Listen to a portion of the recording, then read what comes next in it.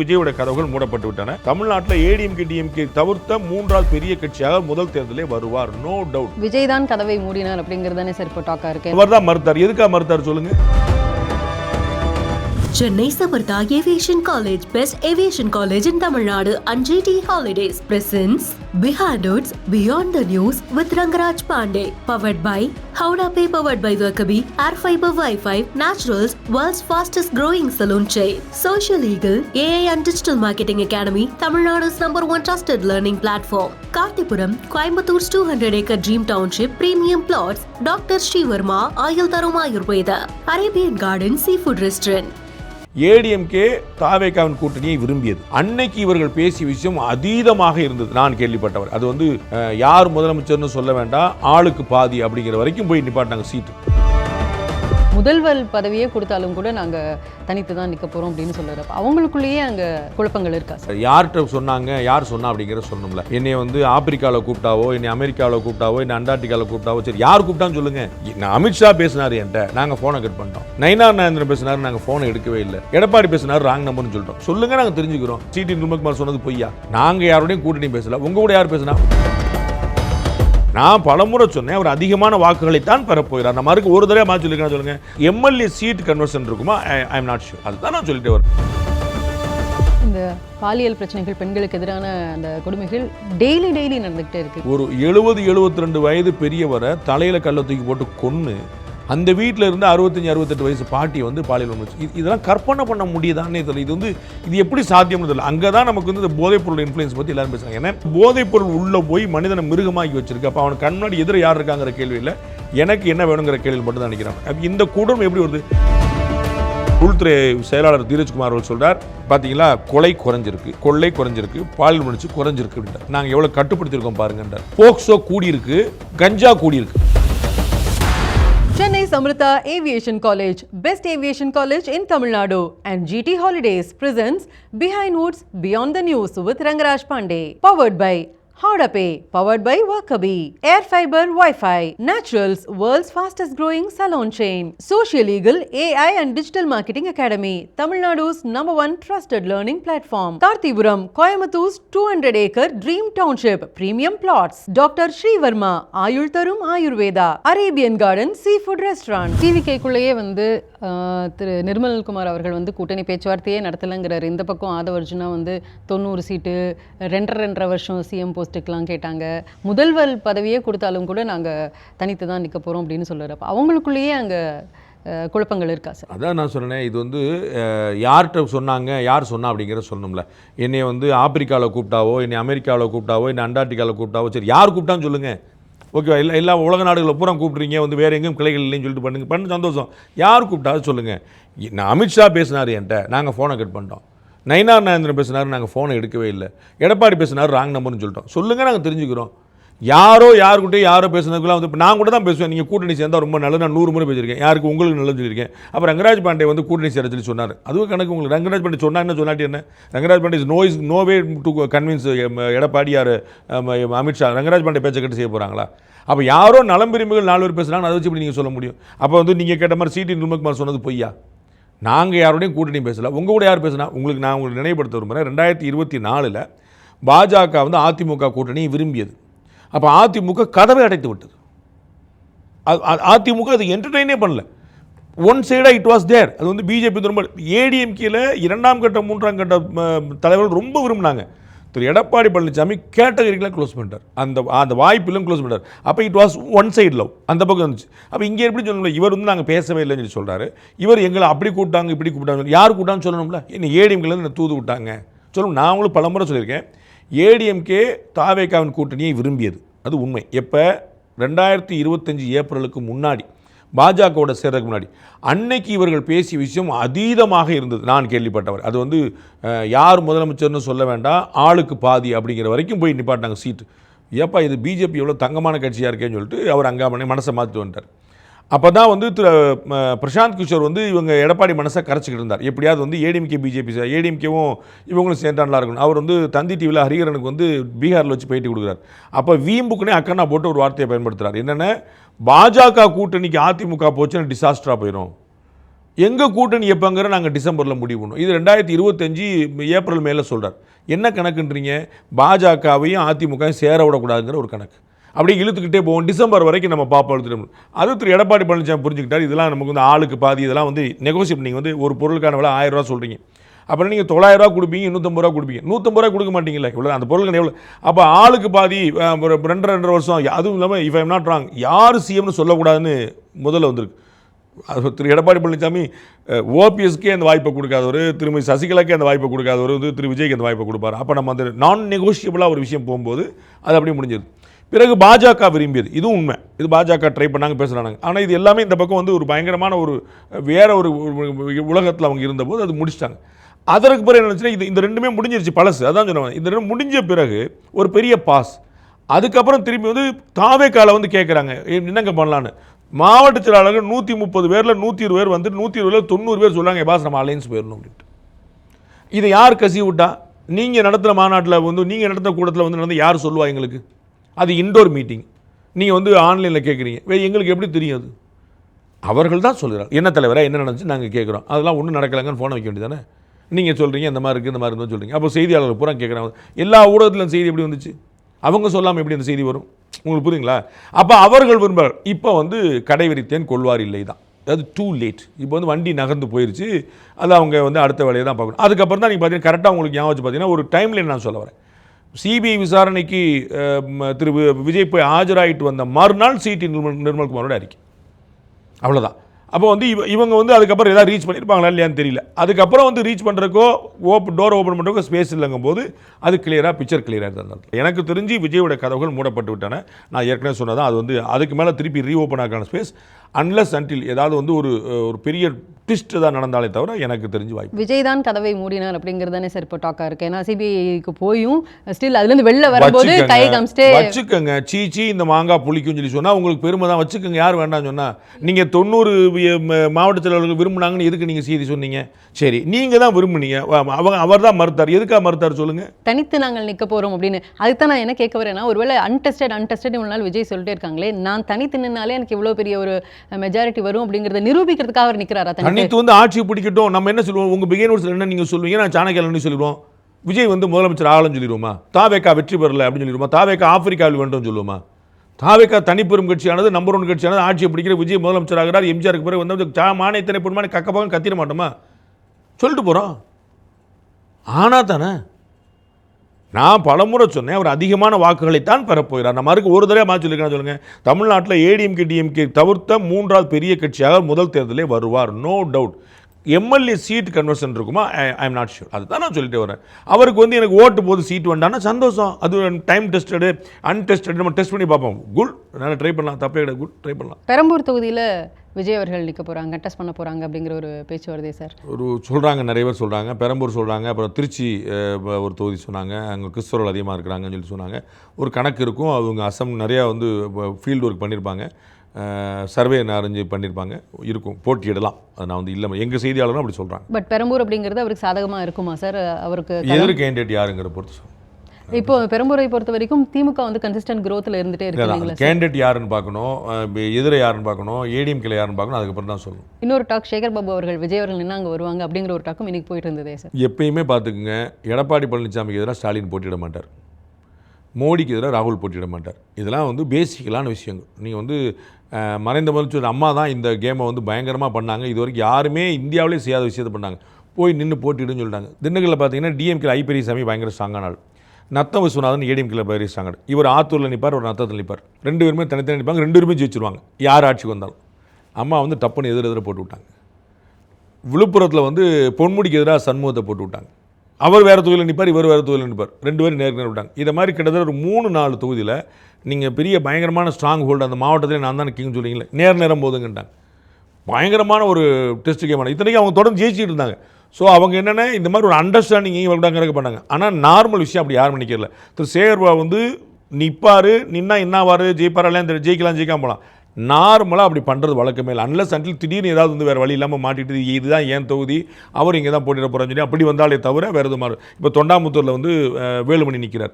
தொண்டாமுத்தூரில் விஜய் போட்டியிட போகிறாருன்னு வச்சுக்கோங்க, வேலுமணி தொகுதி மாற முடியாது. ஏன்னா அது அவர் ஊர், அவர் இருந்தார், பழகிட்டார். அந்த மாதிரி ஏதாவது ஒன்று லாக் ஆனாலே தவிர எதிர்ப்புதல் வருமே தவிர, இப்போ வானதி சீனிவாசன் கோயத்திற்குள்ள இருந்தாங்க, கமல் தான் அங்கே போனார். அப்போ கமல் அங்கே போனாங்கிறக்க அவங்க பயப்பட முடியாது. அப்போ அந்த மாதிரி வானதி சீனிவாசன் கமல் போட்டிட்டாங்கன்னு வரும்போது தவிர வம்படியாக வந்து போயிருக்கான வாய்ப்பு எனக்கு தெரிஞ்சு கம்மி. திரு சேகர்பாபு போவாரான்னு தெரியல. போனால் அப்புறம் என்ன ஆகுங்கிற நம்ம அடுத்து நம்ம சர்வே பண்ணால் பார்த்தா தான் தெரியும். ஆதவ் அர்ஜுனா வந்து இந்த மாதிரி பேசினது, அவர் மேடை பேச்சு அப்படிங்கிறது புதுசு அப்படின்னு பேசும்போது, அதிமுகவில் தொடர்ந்து சீனியர் லீடர்ஸே இந்த மாதிரி பேசிட்டு இருக்காங்க. அது பெரிய ஒரு கான்ட்ரவர்சி ஆகிட்டு இருக்கே சார். இந்த சமுதாயத்திலேயே புறையடி போயிருக்கக்கூடிய பெண்கள் பற்றிய பார்வை, அது வந்து சமுதாயம்னா நான் குளோபலாகவே நான் சொல்கிறேன். உங்களுக்கு தெரியும், நான் பலமுறை சொன்ன உதாரணம், ஹிலரி கிளின்டன் வந்து நான் தோற்றதுக்கான 10 காரணத்தில் ஒன்று நான் பெண்ணாக பிறந்ததுன்றாங்க. அமெரிக்காவில் உங்களுக்கு புரியுங்களா, நம்ம வந்து இன்னைக்கு வரைக்கும் அமெரிக்காவில் ஒரு பெண்ணோட அதிபரானதே கிடையாது. ஸோ இது வந்து ஒரு குளோபல் ஃபினாமினா. நீங்கள் வந்து அரபு நாடுகள் வச்சுக்கோங்க, அமெரிக்கா வச்சு, எங்கே போனாலும் நீங்கள் இந்தியா வச்சுக்கோங்க, எல்லாத்தையும் பார்த்து இந்தியா தான் உள்ளே கொஞ்சம் பெட்டராக இருக்கக்கூடிய நாடு. ஸோ வந்து முதல்ல வந்து இந்த குளோபலாக அந்த பெண்கள் பற்றி ஆண்களுக்கு இருக்கிற பார்வை. ரெண்டாவது வந்து தனிப்பட்ட முறையில் வந்து எப்பயுமே பெண்களை உடலாக மட்டுமே பார்த்து பேசுகிற அந்த கான்வர்சேஷன், 4 பசங்க பேசுனா என்ன பேசுவாங்க அப்படிங்கிறது. மூணாவது வந்து நடிகைகளை பற்றி இருக்கக்கூடிய ஒரு பார்வை. ஜெயலலிதா அவர்கள் எதிர்கொள்ளாத ஆக்வர்டான விமர்சனமே கிடையாது, அந்த பாக்கியே கிடையாது. நீங்கள் என்னெல்லாம் நீங்கள் நார்மலாக இன்றைக்கெல்லாம் சொல்ல முடியாத விஷயங்கள் நீங்கள் பயன்படுத்தின வார்த்தை இருக்கு இல்லையா, அது அதே திண்டுக்கல் மாவட்டத்தில் இருக்கக்கூடிய நிலக்கோட்டை பொன்னம்மாள் அவர்களுக்கு எதிராக பயன்படுத்தப்பட்டது வரலாறு. அதே வார்த்தை நீங்கள் பயன்படுத்த அதே வார்த்தை அதே திண்டுக்கல் மாவட்டத்தில் நிலக்கோட்டை பொன்னம்மாள் அவர்கள் ரொம்ப பெரிய பழைய காங்கிரஸ் எம்எல்ஏ அவங்களுக்கு எதிராக பயன்படுத்தப்பட்ட வார்த்தை. ஸோ இது மாதிரி தொடர்ந்து பண்ணுறாங்க. நம்ம நீங்கள் இப்போ சிவி சண்முகம் சொன்னீங்க, அதே சிவி சண்முகம் இருக்கக்கூடிய அதே விழுப்புரம் மாவட்டத்தில் அதே முன்னாள் அமைச்சர் பொன்முடி பயன்படுத்தாத வார்த்தையா, உங்களுக்கு நாமம்னா என்ன, பட்டன் என்ன அப்படின்னு ஒரு பயங்கரமான ஒரு தத்துவத்தை, விபரீதமான ஒரு மோசமான ஒரு தத்துவத்தை சொன்னார். இதை மாதிரி இது வந்து உங்களுக்கு இயல்புலேயே வந்து நிற்குது. இதுக்கு வந்து இந்த கட்சி அந்த கட்சிங்கிற பாகுபாடே நான் பார்க்கல. அதான் ஆண்கள் மனதில் அது இருக்குது, அரசியல்வாதிகள் மனதில் அது கூடுதலாக இருக்குது, நடிகளை பற்றி ரொம்ப கூடுதலாக இருக்குது. இதுதான் நம்ம புரிஞ்சிக்க வேண்டிய விஷயம். அது ரொம்ப கொஞ்சம் பாரத பிரதமர் நரேந்திர மோடி அவருக்கு வந்து சுதந்திர தினத்தை அன்னைக்கு செங்கோட்டையில் பேசும்போது சொல்கிறார், 6 மணிக்கு மேலே பெண்கள் வெளியே போனால், குழந்தைகள் வெளியே போனால், நம்ம வீட்டில் வந்து நம்ம என்ன விளக்கு வச்சாச்சு, நீ எங்கே போகிற அப்படிங்கிற, தலையை முடிஞ்சியா, தலையை விரிச்சு போடான்னு கேட்குறோம். அதே மாதிரி பசங்களை கேட்குறோமா அப்படின்னு ஒரு கேள்வி. இது ரொம்ப முக்கியமான கேள்வி. ஏன்னா நம்ம வந்து இப்படி பாலியல் குற்றங்கள் நடக்குதுன்னு சொல்லி சொன்னால் இதில் பெண்கள் மேலே எந்த குற்றமும் சொல்கிறதுக்கு இல்லை. அப்போ ஆண்கள் மனதில் இருக்கக்கூடிய அந்த வக்கரத்தை தான் நம்ம வந்து சரி பண்ண முடியும். அப்போ ஆண்கள் வளர்ப்பை சரி பண்ணணும்ல, இந்த பக்கம் நம்ம பார்க்கவே இல்லை. அது தலைமுறையாக தொடர்ந்துக்கிட்டே இருக்குது, உலகம் முழுக்க தொடர்ந்துக்கிட்டே இருக்குது. அதனுடைய விளைவாக தான் நான் இதெல்லாம் பார்க்குறேன். ஏற்கவே முடியாது, நியாயமற்றது, எவ்வளோ மன்னிப்பு கேட்டாலும் தகும். இந்த பாலியல் பிரச்சனைகள், பெண்களுக்கு எதிரான அந்த கொடுமைகள் டெய்லி நடந்துகிட்டே இருக்குது. நம்ம டெய்லி ஏதாவது ஒரு விஷயம் கேள்விப்பட்டுருக்கோம். அது மட்டும் இல்லாமல் இந்த லா அண்ட் ஆர்டர் இஷ்யூ அப்படிங்கிறதும் ஒவ்வொரு நாளும் நடந்துகிட்டே இருக்குது. இப்போ களத்துக்கு தேர்தல் அப்படின்னு போகும்போது அங்கே மக்கள் வந்து கேட்க தானே சார் செய்வாங்க. இப்போ கூட ரீசெண்டாக விளாத்திக்குளம் இஷ்யூவில் 3 நாள் கழித்து ஆறுதல் சொன்ன போன திரு கனிமொழியை அவங்கக்கிட்ட வந்து அவங்க கேட்டிருக்காங்க கேள்வி இல்லையா. அப்போ அது அவங்க எப்படி சார் ஃபேஸ் பண்ணுவாங்க? ஏன்னா இவ்வளோ லா அண்ட் ஆர்டர் இஷ்யூ வந்து கண்டினியூஸாக நடந்துகிட்டே இருக்கு. இந்த முறை திமுகவுக்கு அது ஒரு பெரிய சவாலாக தான் இருக்கும்னு நினைக்கிறேன். நம்மளுடைய ஆண்டு விழாவில் நான் சாணக்கியோட ஆண்டு விழாவில் நான் வந்து கேள்வி பதில் நிகழ்ச்சி போது நான் சொன்னேன், 2006-11 ஆற்காடு வீராசியம் அவர்கள் அதோடைய 10 இறுதிக்கட்டத்தில் ஒருவேளை திராவிட முன்னேற்ற கழகம் ஆட்சி இழக்குமானால் அதற்கு வந்து மின்வெட்டு பிரச்சனை முக்கிய காரணமாக இருக்கும்னு சொன்னார். அவர் தான் மின்சாரத்துறை அமைச்சராக இருந்தார். அதுபோல் ஒருவேளை வந்து திமுகவுக்கு ஒரு பெரிய சவால் ஏற்படுமானால் 2024 அது லாண்ட் ஆர்டர் பிரச்சனையாக இருக்கும். ஏன்னா மக்கள்கிட்ட இந்த தீராத ஆதங்கம் வந்து ரொம்ப இருக்குது. என்னங்க இப்படி நடக்குது? நான் வந்து பல முறை குறிப்பிட அந்த அச்சமற்ற தன்மை, அதாவது பாலியல் உணர்ச்சி இது முதல் முறை நடக்கலை. ஆனால் பெண்கள் எவ்வளோ வல்னரபுளாக ஆக்கப்படுறாங்க அப்படின்னா, குழந்தை முதல் வயதானவங்க வரைக்கும் யாரும் நடமாட முடியாதுங்கிற நிலைமை. ஒரு 70-72 வயது பெரியவரை தலையில் கல்லை தூக்கி போட்டு கொன்று அந்த வீட்டில் இருந்து 65-68 வயசு பாட்டியை வந்து பாலியல் உணர்ச்சி, இதெல்லாம் கற்பனை பண்ண முடியுதானே தெரியல. இது எப்படி சாத்தியம்னு தெரியல. அங்கே தான் நமக்கு வந்து இந்த போதைப்பொருள் இன்ஃப்ளூயன்ஸ் பற்றி எல்லாரும் பேசுகிறாங்க. ஏன்னா குழந்தையை பார்த்தா அவங்க மனசில் என்ன தோணுங்கிற ஒரு கேள்வி. குழந்தையை பார்த்தா காமம் தோணும் அப்படின்னா மனசில் எவ்வளோ வக்கரம் இருக்குன்னு. ஒரு 68-70 வயசு பாட்டியை பார்த்தா மனசில் ஆக்கோடு வரும்னா அது என்னங்கிற ஒரு கணக்கு இல்லை. நீங்கள் வந்து ஏதோ சினிமா பார்த்தீங்க, ஏதோ புகைப்படத்தை பார்த்தீங்க, ஃபோட்டோ பார்த்தீங்கன்னா you can at least understand, even நம்ம நியாயப்படுத்த முடியாது, புரிஞ்சுக்கொள்ளலாம். ஆனால் அந்த குழந்தையை பார்த்தோம் அந்த அவ்வளோ, அப்போ தான் அந்த போதைப்பொருள் உள்ளே போய் மனிதனை மிருகமாக்கி வச்சிருக்கு. அப்போ அவனுக்கு கண் முன்னாடி எதிர யார் இருக்காங்கிற கேள்வி இல்லை, எனக்கு என்ன வேணுங்கிற கேள்வி மட்டும் தான் நினைக்கிறான். அப்போ இந்த கூடம் எப்படி வருது? கீழேருந்து மேலே வரைக்கும் எல்லா இடங்கள்லையும் போய் போதைப்பொருள் நிற்குது. அதுக்கு வந்து தடையற்று கிடைக்கும். நீங்கள் டாஸ்மாக் அது அரசாங்கம் விற்கக்கூடிய மதுபானமே 24 நேரம் கிடைக்கும். நீங்கள் தமிழ்நாட்டில் உங்களுடைய சேனல் எடுத்துகிட்டு போங்க, என்னுடைய ரிப்போர்ட்டர் வர சொல்கிறேன் நான், எங்கேனாலும் நீங்கள் போங்க, you show some place anywhere இன் தமிழ்நாடு ராத்திரி 10 மணிக்கு மேலும் காலையில் 12 மணிக்கு முன்னாடி மதுபானம் கிடைக்கும். அப்போ நான் ஸ்டாப்பாக அங்கே கிடைக்கும். இது மதுபானமே இப்படி கஞ்சா உள்ளிட்ட மற்ற விஷயங்கள் பற்றி சொல்ல வேண்டியதே இல்லை. அவர் வந்து உள்துறை செயலாளர் தீரஜ்குமார் அவர்கள் சொல்கிறார், பார்த்தீங்களா கொலை குறைஞ்சிருக்கு, கொள்ளை குறைஞ்சிருக்கு, பாலியல் முயற்சி குறைஞ்சிருக்கு அப்படின்றார். நாங்கள் எவ்வளோ கட்டுப்படுத்தியிருக்கோம் பாருங்கன்றார். போக்சோ கூடியிருக்கு, கஞ்சா கூடியிருக்கு, நாங்கள் பாருங்கள் எவ்வளோ கைது பண்ணியிருக்கோன்றார். இந்த ஒரே நாளில் ஒரே ஹோம் செக்ரட்டரியோட ப்ரெஸ் மீட்டில் இது எப்படி கான்ட்ரடிக்ஷன் ஆகாது? அப்போ நீங்கள் குறைஞ்சிருக்கு அப்படின்னா நீங்கள் அதிகமான விழிப்புணர்ச்சி ஏற்படுத்தலையா சார்? இந்த பக்கம் கேள்வி வராதா? நீங்கள் பாலியல் முயற்சி குறைஞ்சிருச்சு, கொலை குறைஞ்சிருச்சுன்னு டேட்டா சொல்கிறீங்க. ஆனால் நீங்கள் தான் டேட்டா சொல்கிறீங்க போதைப் பொருளுடைய கைது அதிகமாக இருக்குது. நாங்கள் வந்து 6000 வழக்குகள் இருந்த இடத்துல 11000 வழக்குகள், ஆல்மோஸ்ட் டபுள். போக்சோ கூடியிருக்கு, எப்படி குடிச்சு? அங்கே கேட்டேன், அது எப்படி குடிச்சு? நாங்கள் விழிப்புணர்ச்சி நாங்கள் பயங்கரமாக ஏற்படுத்திட்டோம். அது ஏற்க முடியுதான்னு பாருங்கள், இவ்வளோதான். அப்போ வந்து இந்த போதைப் பொருளின் நடமாட்டம் புழக்கம் வந்து சாதாரணமாக இருக்குது. நான் பல இடங்களில் நான் ட்ராவல் பண்ணும்போது கொங்கு மண்டலத்துலாம் சொல்கிறாங்க, கிராமங்களில் வந்து நிற்கும். அது வந்து பெருநகரங்களில் எங்கிட்டாவது ஓரமாக ஒழிச்சு வச்சுருப்பாங்கன்னு சாதாரண கிராமம் இருக்குது. அப்போ இந்த கொடூரம் வந்து இந்த அச்சமற்ற தன்மை, சரி காவல்துறை எடுக்கக்கூடிய நடவடிக்கையாவது வந்து ஒரு கடுமையாக இருக்குதானே, அதுலேயும் வந்து பெரிய ஒரு ஓட்டை நிற்குது. நமக்கு எதுக்குப்பா வம்புன்னு நினைக்கிறாங்களா என்னன்னு தெரியல. அது வந்து அது தொடர்ந்துகிட்டே இருக்குது, அதிகரிச்சுட்டே இருக்குது. நான் பார்க்குறேன் கூட்டணியில் இருக்கக்கூடிய கட்சிகளே வந்து அதை பற்றி சொல்லியிருக்கிறாங்க. அது காங்கிரஸாக இருக்கட்டும், அல்லது நம்ம மக்கள் நீதி மையமாக இருக்கட்டும், இப்படி அங்கே அதில் இருக்கக்கூடிய என்ன சொல்லிச்சு? முதல்ல அவருடைய படத்துடைய டைலாக சொன்னதா? நான் மகாநதி படத்தில் 32 வருஷம் முன்னாடி டைலாக் வச்சிருக்கேங்கிறதா உங்களுக்கு கண்டனம்? எனக்கு ஒன்றும் புரியலையே. 1947 நான் ஒரு கவிதை எழுதினேன்னு சொல்லி சொன்னால் நீங்கள் கமல்ஹாசன் கடும் கண்டனம் சொல்லுவீங்க போல. யார் கண்டனம்? காங்கிரஸ் சட்டம் ஒழுங்கு இன்னும் பார்க்கணும்னு சொன்னாங்களே. யார் கண்டனம்ங்கிற வார்த்தையை பயன்படுத்த அவங்களாம் சுட்டி, அவங்க அதுக்கு தான் அண்ணன் தலைவர் திருமாவளவர்கள் ஒரு வார்த்தையை பயன்படுத்தியிருக்காரு, தோழமை சுட்டுதல். அவங்க தோழமை சுட்டுனாங்க, குட்டுறது கூட கிடையாது, சுட்டுறது. அதில் நீங்கள் வைரமுத்தூர்லையும் கமல்ஹாசன்லையும் நீங்கள் கூர்ந்து கவனிக்கணும்.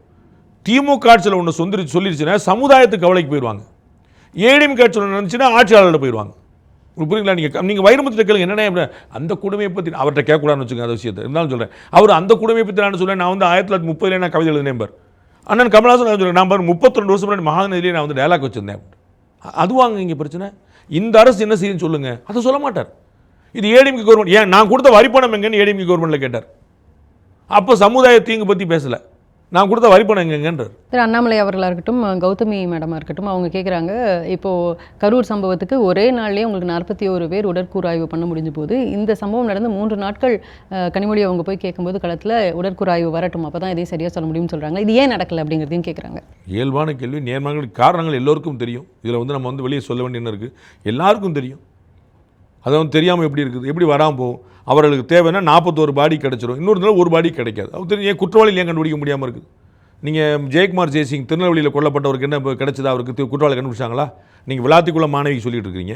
கூட்டணி கட்சியான காங்கிரஸ் கட்சியுடைய மாவட்ட தலைவரை கொண்டிருக்கிறாங்க. மாவட்ட தலைவர் என்ன பண்ணியிருக்காங்க கேளுங்க. அதாவது அந்த அச்சமற்ற தன்மை இருக்குது. அவரை கொன்றவர்கள் நடமாடிட்டு தான் இருப்பாங்க. அந்த மரணத்தை சம்பவித்தவர்கள் இங்கே தான் நடமாடிட்டு இருக்காங்க. அப்போ அவங்களுக்கு தெரியுமில்ல, நம்மளால யாரும் பிடிக்க முடியாதான்னு தெரியுமில்ல. நீங்கள் வேங்க வயலுக்கு சுற்றி வந்து இவங்க தான்ப்பா பண்ணிட்டாங்கன்னு அவங்க மேலே தானே பள்ளி போட்டீங்க. அதே சமூகத்து மேலே தான். அந்த எந்த சமூகம் பாதிக்கப்படுது நேற்று வரை நீங்கள் சொன்னீங்களோ அந்த சமூகம் தானே செஞ்சு கொண்டு போய் பாட்டிங்க கடைசியில். அப்போ அதை முதல்ல சொல்லிட்டு தானே. அப்போ இங்கே யாரோ உள்ள சதி பண்ணுறக்கா அப்படின்னு அதை நீங்கள் 4 வருஷம் 5 வருஷம் இழுத்து வச்சுட்டு கடைசி நேரத்தில் அவங்க தான் இப்போ செஞ்சாங்க, யார் கம்ப்ளைண்ட் பண்ணாங்களோ அவங்க தான் செஞ்சாங்கன்னு முடிச்சு விட்டீங்கன்னு. அப்போ இந்த அச்சமற்ற தன்மை தான் பெருங்கவலை. அதுக்கு வந்து அரசாங்கம் துணை போகுதாங்கிறது தான் அந்த கேள்வி. அரசாங்கம் கடும் நடவடிக்கை, காவல்துறை கடும் நடவடிக்கை எடுத்தால் குற்றங்கள் குறைஞ்சிடாது. தப்பு செய்யணும்னு ஒரு அச்சம் வரும். பகலில் தப்பு செய்யணும். நம்ம பார்க்கல, பட்டப்பகலில் வெட்டி கொலைன்னு நியூஸ் போடுறாங்களே, அது என்ன வெட்டி கொலைன்னா வெட்டி கொலை தானே, பட்டப்பகலில் வெட்டி கொலை. இருட்டில் ஒளிஞ்சு கொலை பண்ணுவாங்க கேள்விப்பட்டிருக்கேன். பிராட் டே லைட்லேயே பண்ணுறாங்கடாங்கிற ஷாக்கு தான் பட்டப்பகலில் வெட்டி கொலை. அதுதான் நீங்கள் நடத்துகிற. கோர்ட் வாசலில் வெட்டுறாங்களே, கோர்ட்டில் 4 போலீஸ்காரங்க இருப்பான்னு கொலை வந்தவனுக்கு தெரியாதா? கோர்ட் கேம்பஸ்க்கு உள்ளே வெட்டுறாங்க. என்ன கணக்கு? அப்போ இது தமிழ்நாடு முழுக்க விரவி இருப்பது வந்து இந்த அச்சமற்றதான். 2026 யார் ஜெயிச்சு ஆட்சிக்கு வந்தாலும் அவங்களுக்கு இருக்கக்கூடிய மிகப்பெரிய சேலஞ்ச் ஃபர்ஸ்ட் இதுவாக தானே சார் இருக்கும். யாராக இருந்தாலும் 2006-11 பார்த்தீங்கன்னா செயின் கொள்ளையர்கள் ரொம்ப அதிகமாக இருந்தாங்க. செயின் ஸ்நாச்சிங் வந்து ரொம்ப அதிகமாக இருந்துச்சு. இன்ஜினியரிங் காலேஜ் ஸ்டூடெண்ட் வந்து செயின் பறிச்சுட்டு இருந்தாங்க. பயங்கரமாக செயின் ஸ்நாச்சிங் வந்து யார் நடமாடவே முடியாது. நீங்கள் வந்து டெய்லி நாங்கள்லாம் 10 நியூஸ் போடுவோம், சிசிடிவி ஃபுட்டேஜாக போட்டுருப்போம். செயின் ஸ்நாச்சிங் அங்கே இங்கே காலம் நடந்துகிட்டே இருக்கும்.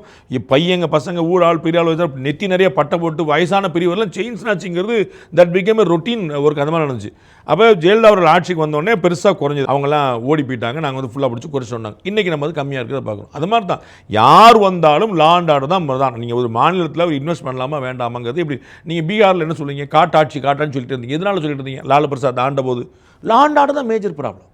நீங்கள் ரெட் கார்டான்னு சொல்லக்கூடிய தருமபுரி வரையிலேருந்து நேபாளம் வரைக்கும் நக்சல் மாவோவாதம் இருந்துச்சு. சத்தீஸ்கர் போன்ற பல மாநிலங்கள் வளர முடியாமல் இருந்துச்சு. என்ன லாண்ட் ஆர்டர் தானே, அவங்களால ஒன்றுமே நடமாட முடியாது, ஒரு ஆள் கம்பெனி நடத்த முடியாது, ஒருத்தர் இன்வெஸ்ட்மெண்ட் கொண்டு வர முடியாத நிலைமை தானே. அப்போ லாண்ட் ஆர்டர் தானே மேஜர் ப்ராப்ளம். தமிழகம் அமைதி பூங்கான்னு சொல்லிட்டு தமிழர்களே அங்கே நிம்மதியாக இருக்க முடியாது, அப்புறம் எப்படி அமைதி பூங்காவாக இருக்கும்? அமைதிங்கிறது மயான அமைதியா மௌன அமைதியாங்கிறது தெரியணும்ல. அப்போ வந்து அது மயான அமைதி பார்த்தீங்களா, எல்லாம் காலி பண்ணிட்டேன், எல்லாம் மௌனமாக இருக்காங்க பாருங்க. மயானமாக இருந்தால் மௌனமாக தான் இருப்பாங்க.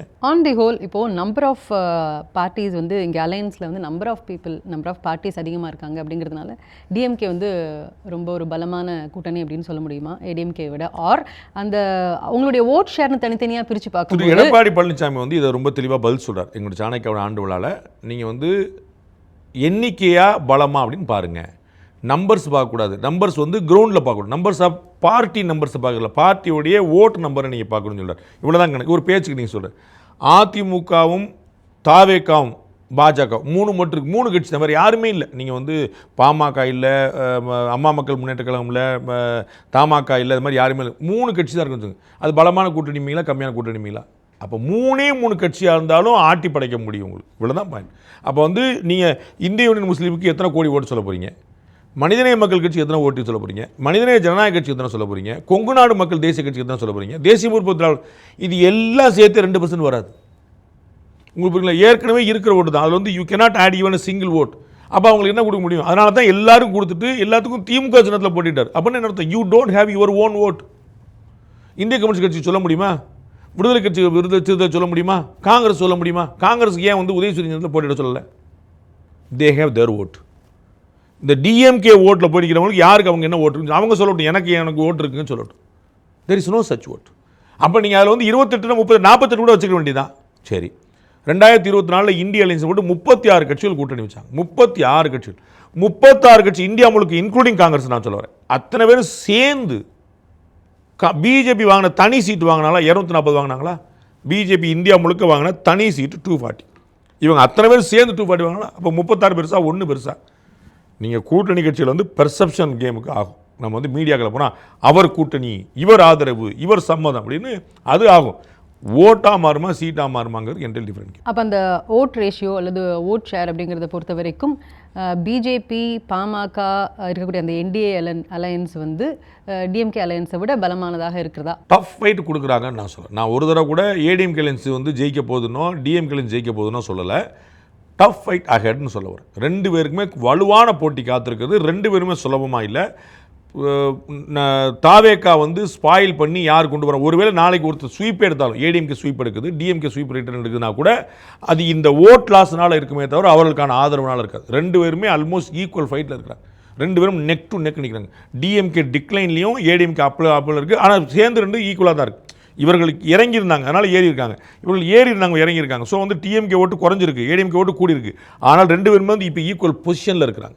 இந்த ஃபைட் வந்து கடுமை. இந்த ஃபைட் வந்து எப்படினாலும் மாறலாம். உங்களுக்கு சொல்லியிருக்கேன், தொங்கு சட்டசபையாக மாறலாம், ஒரு பக்கம் ஸ்வீப் வரலாம், இந்த பக்கம் ஸ்வீப் வரலாம், எப்படினாலும் மாறலாம். என்னங்க அப்படி சொன்னீங்களா? ஏன்னா ஸ்பாயிலர் எப்படி பண்ணுறாருங்கிறத பொறுத்து, அவர் யார் ஓட்டை பண்ணுறாரு, எங்கே பண்ணுறாருங்கிற பொறுத்து, அதில் நிறைய நுவான்சஸ் இருக்குது. அதை பொறுத்து தான் சொல்ல முடியும். But tough competition ahead, interesting election ahead அப்படி சொல்லிக்கலாம். நன்றி sir. Behind Woods, Beyond the News with Rangaraj Pandey. Title sponsor, Chennai Samrita, Aviation, Hotel Management, Nursing. Easy-ஆ படிங்க salary-யோட. GT Holidays, South India's #1 travel brand. Powered by Howda Pay, powered by Workabi, a unified platform for accounts, finance and HR. Air Fiber Wi-Fi, all-in-one plans, Wi-Fi plus OTT plus IPTV. Pay 6 and get 6 months free. Naturals, world's fastest growing salon chain. Social Legal, AI and Digital Marketing Academy. Tamil Nadu's #1 trusted learning platform. Karthipuram, 200 acres township in Coimbatore. Ready to construct premium villa plots and commercial plots with world-class infrastructure. Dr. Srivarma Wellness, அனைத்து நோய்களுக்குமான ஆயுர்வேத மருத்துவம் தமிழகமெங்கும். Arabian Garden Seafood Restaurant, ever fresh, ever delicious seafood dishes, இப்போது தமிழகமெங்கும். Chennai Samrita Aviation College, best aviation college in Tamil Nadu, and GT Holidays presents Behind Woods, Beyond the News with Rangaraj Pandey. Powered by Howda Pay, powered by Workabi, Air Fiber Wi-Fi, Naturals, world's fastest growing salon chain. Social Legal, AI and Digital Marketing Academy, Tamil Nadu's #1 trusted learning platform. Karthipuram, Coimbatore 200 acre dream township, premium plots, Dr. Srivarma, Ayal Tarum Ayurveda, Arabian Garden Seafood Restaurant.